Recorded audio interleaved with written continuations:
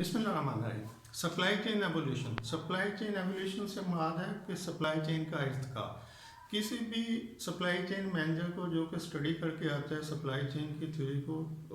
اس کو جب وہ سیٹ پر بیٹھتا ہے تو جہاں پر اس کو سپلائی چین کے 7 رائٹس کے اوپر کنسیڈریشن کرنی پڑتی ہے، جہاں پر اس کو انٹیگریشن کے اوپر دیکھنا پڑتا ہے، تو وہاں پہ 2 اور چیزیں بھی میں نے جو فرسٹ لیکچر تھا یہ سپلائی چین مینیجر والا اس میں بتائی تھی کہ انٹیگریشن کے ساتھ سپلائی چین ایولیوشن اور سپلائی چین سیگمنٹس بھی ہیں۔ تو ہم نے باقی کی چیزیں تو آلریڈی ڈسکس کر لی ہیں، جیسے 7 رائٹ کیا ہوتے ہیں یا انٹیگریشن کیا ہوتی ہے سپلائی چین میں۔ تو اب نیکسٹ ہے سپلائی چین ایولیوشن۔ ایولیوشن کہتے ہیں ارتقاء کے عمل کو، یعنی کسی چیز کا ایک بنیاد سے اٹھ کے ڈیولپ ہوتے ہوئے ایک ایڈوانس شکل میں چلے جانا۔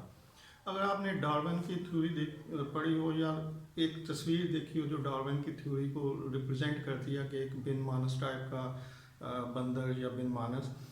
وہ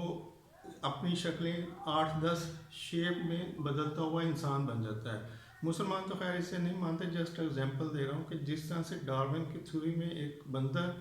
اپنی ڈفرینٹ شیپس چینج کرتے ہوئے انسان بنتا ہے، سملرلی یہ اس کو ایولیوشن کہتے ہیں کہ یہ ایک ارتقاء کا عمل ہے کہ کس طرح سے بندر سے انسان بنا، یا اس کو کچھ اور بھی آپ ایگزامپل فٹ کر سکتے ہیں کہ یہ ایک چیز کا بنیاد سے اٹھ کو ایڈوانس شکل تک جانے کی سٹیج ہے۔